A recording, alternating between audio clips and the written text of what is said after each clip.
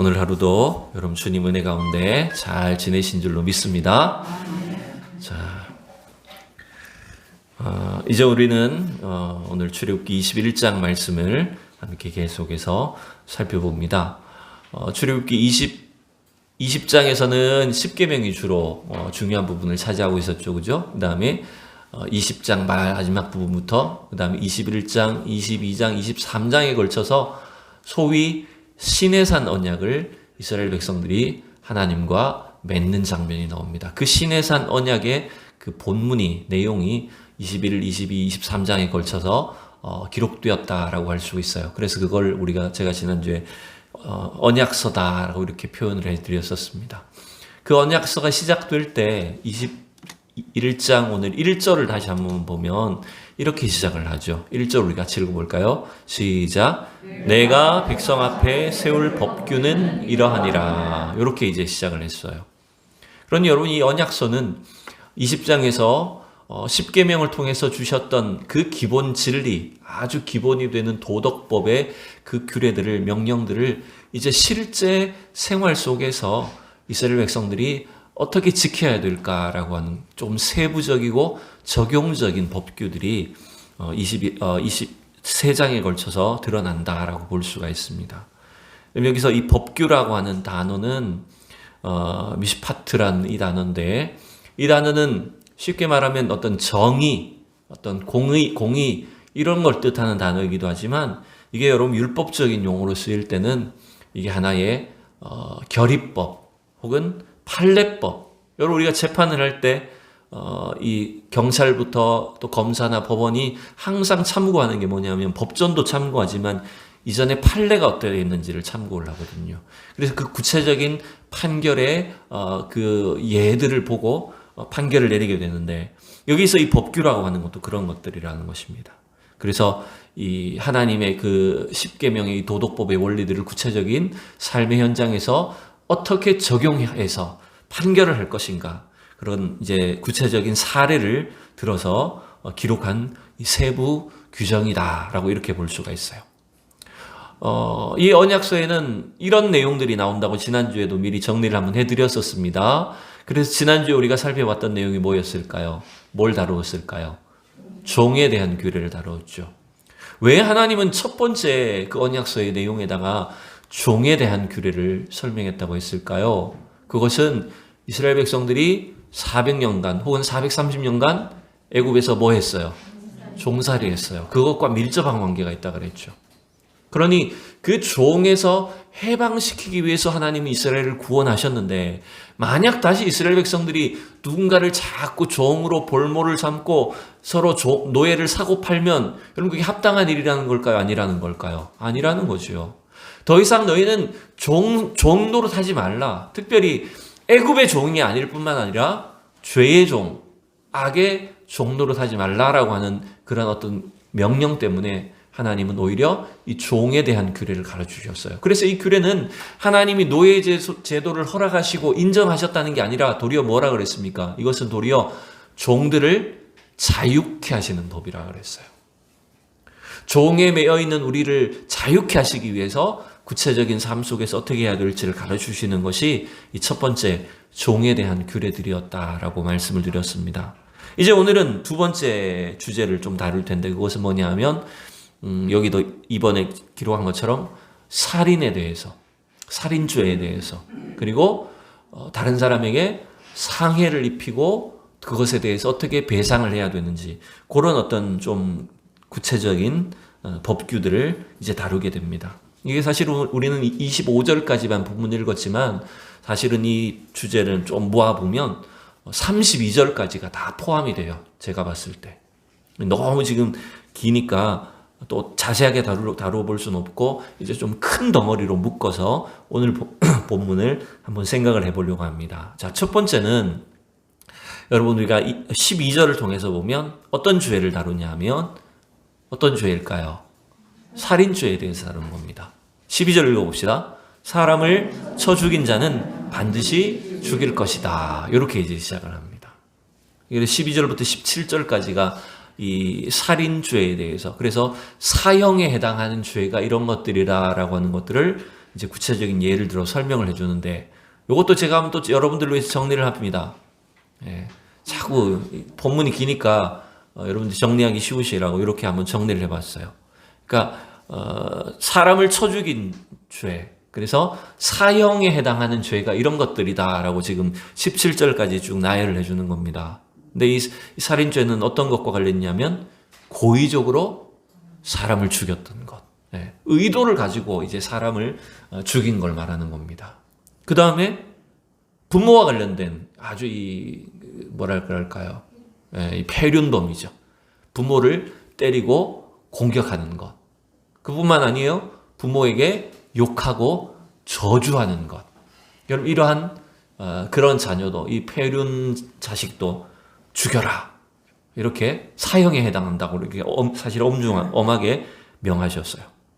그뿐만 아니라 또 하나는 사람을 죽인 게 아닌데 사람을 유괴를 하고 또 납치를 해서 사고 팔았던 인신매매를 하는 이런 죄에 대해서도 이것은 사형에 해당된다라고 지금 쭉 나열을 해서 가르쳐주고 있습니다. 여러분 이게 오늘날 기준과 생각해보면 어떻습니까? 오늘날 우리의 이 법률하고 비교해보면 인정할 만한 것도 있기도 하면서 또 한편으로 보면 오늘날 기준으로 보면 이걸 가지고 사형을 내리기가 좀 쉽지도 않죠. 이게 이 문화적인 어떤 사회적인 차이가 있다라고 하는 겁니다. 여기에다가 오늘 이 본문에서 예외 조항을 한 가지 들고 있어요. 그게 뭘까요? 사람을 죽인 거는 반드시 사형에 해당하는데 예외가 있다는 거죠. 그게 여러분 뭡니까? 13절에 보면 이런 예외를 한 가지를 설명하죠. 예. 고의적으로 한 것이 아니고, 이게 참 독특해요. 그죠? 13절을 우리 같이 읽어볼까요? 시작. 만일 사람이 고의적으로 한 것이 아니라 나 하나님이 사람을 그의 손에 넘긴 것이면 내가 그를 위하여 한 곳을 정하리니 그 사람이 그리로 도망할 것이며. 여러분 분명히 죽이긴 했는데 이게 고의로 죽인 게 아니라는 거죠. 고의로 죽인 게 아닌 게 뭐죠? 얼마 전인가요? 어느 택시 기사가 그것도 시골도 아니고 도시에서 이 도시 외곽에서 밤에 택시 기사가 이제 길을 운전을 하다가 이제 소변이 마려우니까 화장실도 없고 그냥 이렇게 길가에서 문 열고 소변을 봤을 거 아니에요. 근데 총에 맞아 죽었어요. 누가 죽였을까요? 그쵸? 이 사냥꾼이 이 짐승인 줄 알고 그냥 쏴버린 거예요, 사람을. 그러니까 이게 의도치 않게 이제 사람을 죽이게 된 거잖아요. 그러니까 이런 일이 사실은 굉장히 많죠. 근데 이게 사람이 고의적으로 죽인 것이 아니라는 걸 말하면서 오늘 보면 굉장히 좀 독특한 표현이 나오죠. 나 하나님이 사람을 그의 손에 넘겼다. 참 어떻게 보면 우리의 이 지성으로 우리의 생각으로 이해할 수 없는 사실은 표현이긴 합니다. 그렇다고 해서 여러분 누군가를 함부로 막 때리고 죽이면서 하나님이 나에게 넘긴 거야 이러면 큰일 나죠. 그게 아니라 뭔가 그 생명의 주관자 되신 하나님이 어떤 사고를 통해서든 실수를 통해서든 그 생명이 끝이 나게 하셨기 때문에 그것은 사람이 했다라기보다는 하나님께서 하셨다고 이렇게 보고 있는 겁니다. 그래서 이 사람이 고의적으로 의도를 가지고 사람을 죽인 게 아닌 경우에 살인을 했을 때는 여러분 사형에 해당되지 않는다는 거죠. 그래서 어디로 피할 수 있겠다는 거예요? 하나님이 한 곳을 정해서 거기 피할 수 있게 하셨는데 이제 이게 나중에 그 신명기로 그리고 여호수아로 넘어가 보면 이스라엘 백성들이 가나안 땅에 정착한 뒤에 뭘 지정을 합니까? 6개의 성을 지정하잖아요. 무슨 성? 그렇죠. 도피성을 6개 지정하잖아요. 그걸 사실은 미리 하나님께서 가르쳐 주셨다는 거죠. 왜 도피성에 숨으라고 했냐 하면 그러면 실수로라도 사람 죽이고 그냥 피하면 된다 이런 의미 아닙니다. 절대로. 왜 피하게 하셨을까요, 여러분? 네? 여러분 의도치 않더라도 우리 가족이나 남편이 만약에 죽임을 당했다면 그 가족 입장에서 어떤 마음이 생길까요? 그렇죠? 네. 우리 가족을 해친 그 사람에 대한 원한, 복수심이 생긴단 말이에요. 그러면 이걸 도피성에 피하지 않으면 어떤 일이 생깁니까? 이게 정식 재판을 하지 않고 내가 또 그 사람에 대해서 복수를 하게 되잖아요. 그래서 사실은 하나님이 이런 규정들을 사형에 대해서 엄하게 명령하시기도 하시면서 또 한편으로 보면 의도적이지 않은 그런 죄에 대해서는 이 양쪽을 다 지키고 보호하기 위한 그런 원칙을 가르쳐 주셨던 거예요. 여러분, 생명은 누구의 소유입니까? 하나님의 소유입니다. 저와 여러분이 이 땅을 사는 것은 하나님이 우리에게 지금 생명을 허락해 주셨고 2022년도 5월 18일 오늘 하루 더 살아로 하셨기 때문에 우리가 지금 존재하고 있는 것입니다. 여러분 믿습니까? 그런데 만약 하나님께서 소유하시고 하나님께서 허락하신 생명을 누군가 내 마음대로 그 생명을 앗아간다라고 하는 것은 이건 누구에게 대해 죄 짓는 겁니까? 하나님께 죄 짓는 겁니다. 여러분. 살인죄만이 아니죠, 사실은. 살인에 대한 죄만이 아니라 우리가 사람에게 짓는 어떤 형태의 범죄든지 잘못이든지 사실은 그걸 엄밀히 놓고 보면 그건 누구한테 죄 짓는 걸까요? 하나님께 죄 짓는 겁니다. 그래서 하나님은 이렇게 엄한 규법들을, 법규들을 제정을 하심으로 인해서 우리가 이 하나님을 섬기며 사는 사람들이라는 것, 그리고 하나님 앞에 우리가 범죄하지 않도록 하기 위한 이러한 명령들을 구체적으로 가르쳐 주신 걸 여러분 기억해야 됩니다. 여기에다 우린 한 걸음 더 나가야 됩니다. 공교롭게도 오늘 새벽 본문 그리고 오늘 큐티 말씀이 뭐였을까요? 기억나시나요? 오늘 큐티 하신 분들 큐티 말씀 뭐였어요? 마태복음 5장 말씀이었잖아요. 마태복음 5장에서 예수님이 이 계명에 대해서 뭘 가르쳐 주셨을까요? 우리 말씀 다시 한번 볼까요? 자, 21절, 22절 두 절만 봅시다. 시작. 옛사람에게 말한 바 살인하지 말라. 누구든지 살인하면 심판을 받게 되리라 하였다는 것을 너희가 들었으나 나는 너희에게 이르노니 형제에게 노하는 자마다 심판을 받게 되고 형제를 대하여 라가라 하는 자는 공회에 잡혀가게 되고 미련한 놈이라 하는 자는 지옥불에 들어가게 되리라. 아멘. 큐티하셨죠, 여러분? 여러분, 오늘 공교롭게도 이 새벽의 본문과 큐티 말씀과 오늘 저녁에 출애굽기 설교가 굉장히 밀접하게 다 연결되어 있는 본문이에요. 구약 성경에 분명히 6계명을 따라서 살인하지 말라라고 하는 그 계명이 주어져 있고 그 살인하지 말라는 계명의 세부적인 법규들이 오늘 우리가 읽었던 21장에서 쭉 설명이 되어 있었어요. 그런데 여러분, 우리는 그 정도로 그치면 안 된다는 거죠. 왜? 예수님이 이 계명에 대해서 이렇게 해석을 해주셨기 때문에. 살인하는 자는 반드시 심판을 받게 된다. 여러분, 이건 구약적인 생각이라는 거죠. 구약적인 수준의 가르침이라는 거예요. 근데 예수님 어디까지 나갑니까? 사람을 죽여서 행동으로 살인이라고 하는 죄를 저지른 것만이 살인이 아니라 무엇까지 살인이 된다고요? 우리 마음의 내면의 동기와 누군가를 향한 증오, 미움. 여러분, 그게 하나님 앞에서는 어쩌면 살인과 똑같은 죄로 취급될 수 있다고요. 하나님이 심판의 대상이 된다고 예수님은 굉장히 무겁게 경고하시죠. 우리가 여러분 솔직히 평범한 보통 사람이라면 마음속으로 막 사이코패스처럼 누구 죽이겠다. 오늘 내가 집을 나서면서 오늘 집을 나서기 전 누구를 죽이겠다. 이런 생각하는 사람은 없어요. 그죠? 그럼 좀 이건 완전히 정신 나간 사람이죠. 사이코패스죠.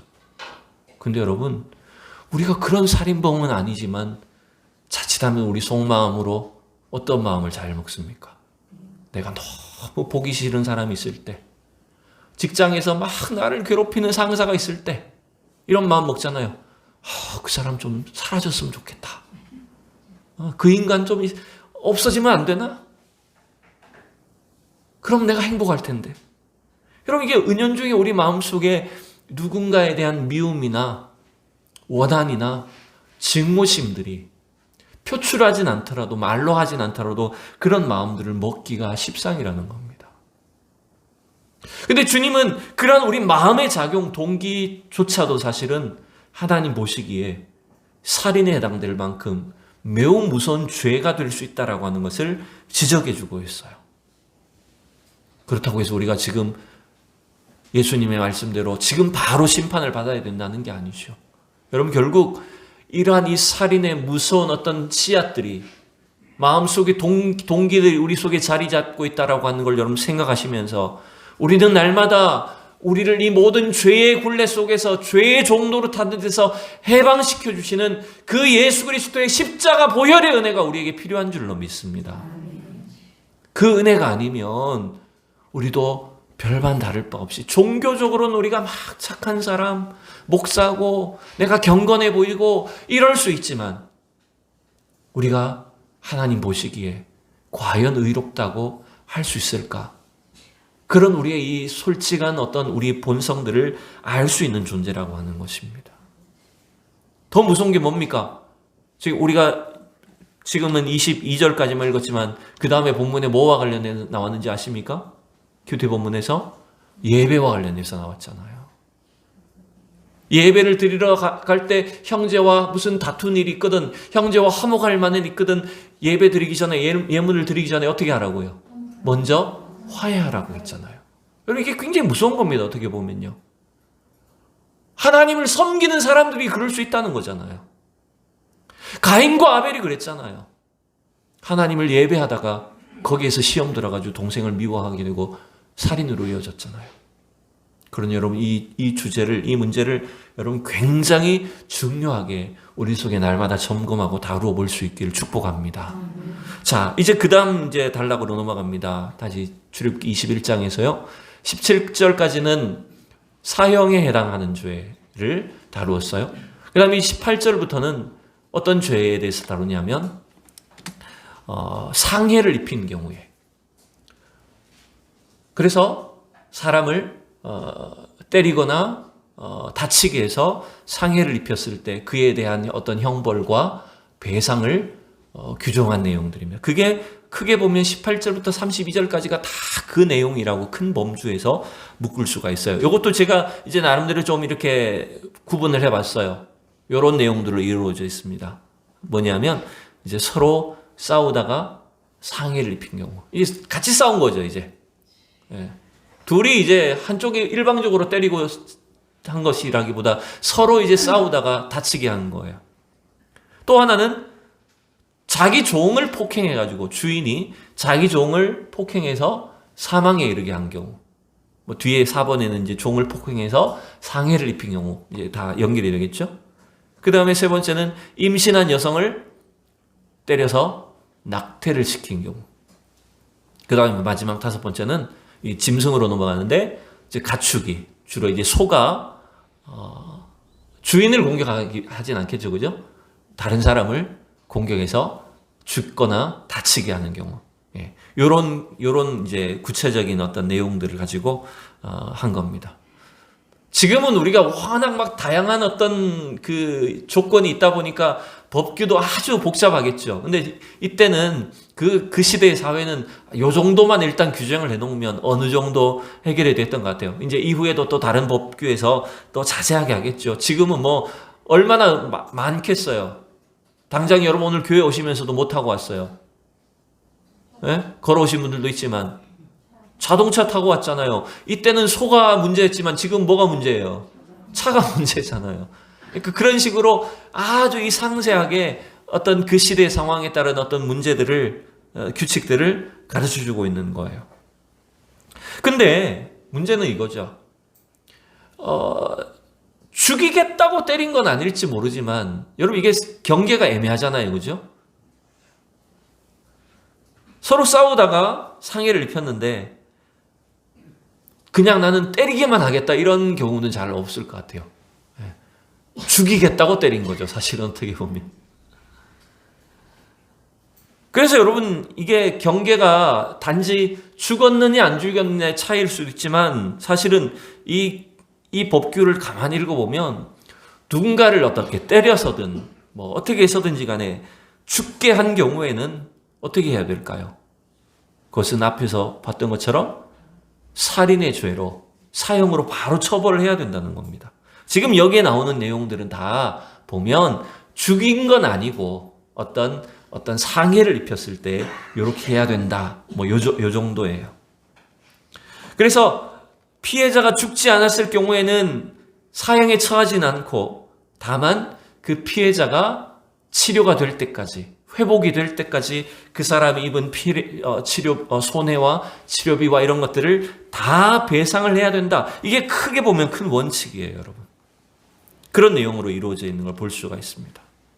자, 18절을 보고 잠시 말씀 보면 이렇게 되어 있어요. 사람이 서로 싸우다가 하나가 돌이나 주먹으로 그의 상대방을 쳤으나 그가 죽지 않고 자리에 누웠다가 지팡이를 짚고 일어나 걸으면 그를 친 자가 받을 형벌은 면하되, 여기서 형벌을 면한다는 게 뭘까요? 이게 사형을 말하는 겁니다. 살았으니까. 그죠? 형벌을 면했다고 해서 그럼 아무 책임이 없다는 겁니까? 아니죠. 예, 그에게 모든 손해와 또 배상 이런 것들을 치료비를 물어줘야 된다. 이걸 지금 규정을 하고 있는 거예요. 그 다음에 또 보면 이제 종에 대한 겁니다.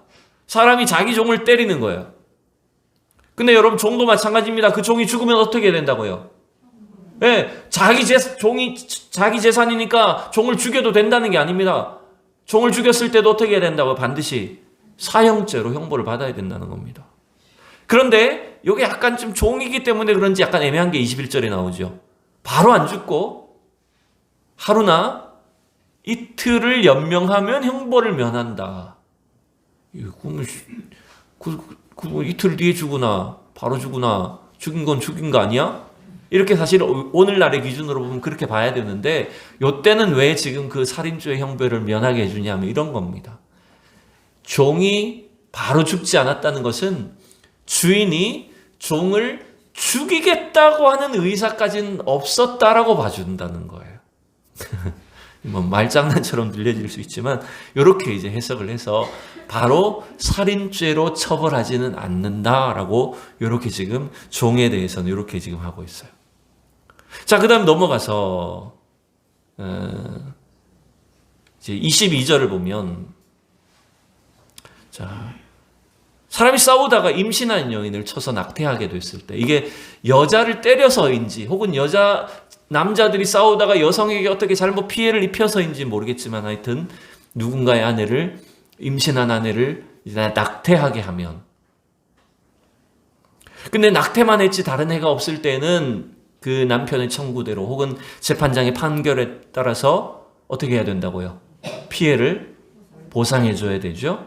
근데 그것뿐만 아니라 만약에 낙태만이 아니라 그 여성에게 어떤 상해를 입혔을 때는 어떻게 해야 된다고요? 이제 여러분 이게 중요한 겁니다. 오늘 이제 본문의 핵심이 여기 있어요. 이게 임신한 여인과 관련된 것이긴 하지만 사실은 이 규정은 전체 이 법규에 다 법규를 아우르는 원칙이에요, 이게. 자, 우리 23절부터 5절을 읽어봅시다. 시작. 그러나 다른 해가 있으면 값되 생명은 생명으로, 눈은 눈으로, 이는 이로, 손은 손으로, 발은 발로, 된 것은 된 것으로, 상하게 한 것은 상함으로, 때린 것은 때림으로 갚을지니라. 자, 이제 여기에서 우리가 유명한 이 보복의 원칙이 나오죠. 우리 주로 알고 있는 게 뭡니까? 눈에는 눈으로, 이에는 이로. 여러분, 이 어떤 단어가 이 본문 말씀에서 등장하게 된 겁니다. 자, 여러분 이건 지금 임신한 여인에게만 해당되는 법규라기보다는요, 이 원칙은 모든 어떤 사람과의 관계, 대인 관계에서 손해를 입히거나 상해를 입혔을 때 처벌하고 혹은 배상해야 되는 기본 규칙과 같은 거예요. 이 원칙을 이제 뭐라고 부르냐면 이렇게 부릅니다. 동해보복법 혹은 동해복수법, 이렇게 부르는 거예요. 단어 이해가 가시죠, 그죠? 같은 해로, 같은 손해로 서로 주고받아야 된다. 동해보복법, 동해복수법, 이렇게 이제 불러요. 이게 이제 구약 성경에 오늘 이 출애굽기나 레위기나 민수기 같은 이 모세오경 곳곳에 이 동해보복법의 규정들이 드러나 있습니다. 근데 이게 여러분 이게 성경에만 나오는 게 아니고요. 고대 바벨론 제국의 이 함무라비 법전과 같은 이런 고대 법전 안에도 이 동해보복법이 그대로 사용이 되어요. 그러니까 이게 이 법칙은 굉장히 오래된 인류 역사 속에서 보면, 물론 뭐 성경에서 가장 먼저 나왔겠지만 고대 사회 속에서 널리 퍼져 있었고 아주 기본 표준적인 모델이 되는 그런 율법이었다고 하는 걸 우리가 알 수가 있죠. 근데 여러분, 이 동해보복법이라는 것이 단어처럼 눈에는 눈으로, 이에는 이로, 사람을 죽였으면 반드시 그 사람을 죽여야 되는 그런 복수를 해야 된다고 가르치는 것으로 오해하면 안 됩니다. 여러분, 이거 오해입니다. 내가 당한 만큼 나도 갚아줘야 된다라고 생각하는 그런 규정으로 성경이 이걸 말씀하신 게 아니라고 하는 걸 여러분 기억하셔야 돼요. 이게 무슨 말일까 그러면? 생명은 생명으로, 눈은 눈으로, 이는 이로, 손은 손으로, 발은 발로 하라고 했는데 여러분 이 규정은, 이 동해보복법은 하나님께서 정하신 그런 손해배상의 규정을 넘어서지 말아야 된다라고 하는 걸 가르쳐주는 거예요. 왜 그럴까요? 우리 인간의 보복 심리가 어떨까요? 내가 맞았어. 내가 손해를 봤어. 그럼 우리 심리가 어떻게 됩니까? 에? 뭐라고요? 갚아줘야 된다. 근데 여러분 그냥 내가 한 대 맞았으니까 나도 한 대만 때릴 거야. 이렇게 우리 심리가 그럴까요? 보통 우리 보복 심리가 어떻게 나타날까요? 그렇죠. 배로 갚아주겠어. 최소한 나는 배로 2배, 3배로 너를 이렇게 해줄 거야. 이러한 이 복수 심리, 보복 심리가 우리의 이 마음속에 근본적으로 자리 잡고 있다는 거예요. 그래서 하나님은 이 법규들을 통해서 이 동해보복법의 이 규정을 통해서 정확하게 손해를 받은 만큼만 그 사람에게 해를 끼치도록 그게 어떤 한계를 규정을 내놓았다라고 하는 거예요. 만약 이런 규정이 없다면 어떻게 될까요? 자꾸 보복은 또 뭘 할까요? 또 보복을 낳죠. 아까 그랬잖아요. 실수로 죽였는데도 불구하고 그 가족의 입장에서는, 아내의 입장에서는 어떤 마음이 듭니까? 내 남편이 원수가 되고 내 가족의, 내 자식이 원수가 되기 때문에 나도 똑같이 갚아줘야 되고 보복해야 된다는 이런 마음을 먹게 되는 거예요. 그럼 이게 복수가 또 다른 복수를 낳고 이 악순환이 대를 이어서 집안의 원수 이렇게 되는 거잖아요. 그러면. 네? 그러나 하나님은 이러한 것들을 아예 막기 위해서, 복수가 되풀이되는 것을 막기 위해서 이런 동해보복법을 규정을 사실은 성경에서 가르쳐 주셨다라고 하는 걸 우리가 알 수가 있어요. 여러분 믿습니까? 예. 그런데 여러분들에게 더 부담이 될지 모르지만 우리는 또 여기서 한 단계 더 나아가야 돼요. 왜 그러냐면 주님이 이 말씀에 대해서도 뭐라고 하셨을까요? 이제 이게 중요합니다. 예수님이 또 마태복음 5장에서 이 동해보복법에 대해서 우리에게 또 이렇게 명령을 하십니다. 자, 말씀 우리 볼게요. 제가 한 절 읽고 여러분 한 절 읽고 번갈아 읽습니다. 또 눈은 눈으로, 이는 이로 갚으라 하였다는 것을 너희가 들었으나 나는 너희에게 이르노니 악한 자를 대적하지 말라. 누구든지 내 오른뺨을 치거든 왼편도 돌려대며 또 너를 고발하여 속옷을 가지고자 하는 자에게 겉옷까지도 가지게 하며 또 누구든지 너로 억지로 오리를 가하려 하거든 그 사람과 심리를 동행하고. 아니 주님, 그래도 최소한 내가 한 대 맞았으면 나도 한 대 때리게 해주셔야지. 주님은 이 법마저 어떻게 해버렸어요? 에? 오른뺨을 치거든 왼뺨도 대라. 이 강도가 지금 나에게 속옷을 달라고 하는데, 여러분 겉옷, 이 당시에 겉옷은 전 재산이에요. 여러분, 아니 속옷 벗었으면 겉옷이라도 있어야지 몸에 안 드러나지. 그럼 난 알몸 되는 건데, 오리를 가자고 하는 사람한테 심리를 가자고 2배, 3배로 더 해주라고 주님이 말씀하시고 계시니 도대체 주님 어떻게 하란 말입니까?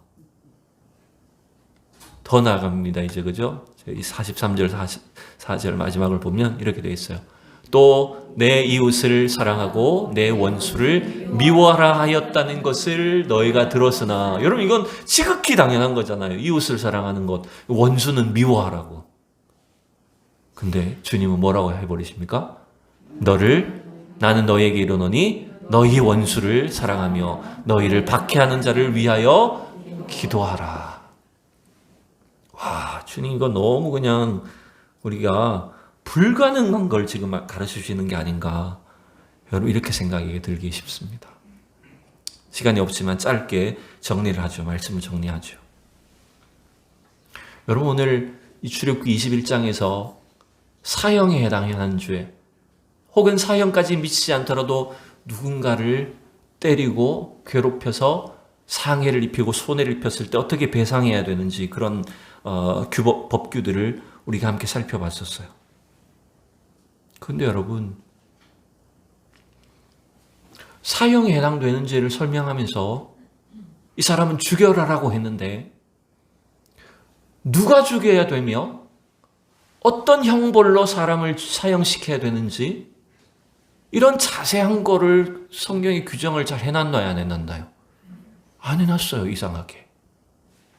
물론 실제로 유대인들이 자기들이 어떤 그 체계 속에서 정치 체계 속에서 그런 사형수들을 살인범들을 사형에 처하고 죽이기도 했겠죠. 그런데 율법 속에는 그런 세부적인 내용을 다루고 있질 않다라고 하는 거예요.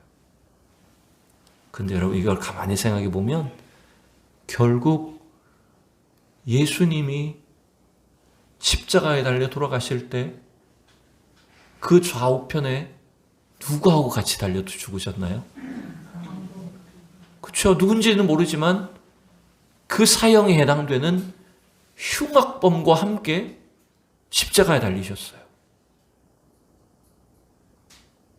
그 강도들은 정말로 사람을 죽였고 자기들의 욕심을 위해 이익을 위해서 온갖 흉악한 짓, 강도짓을, 살인 강도짓을 범한 죄인들이었을 거예요.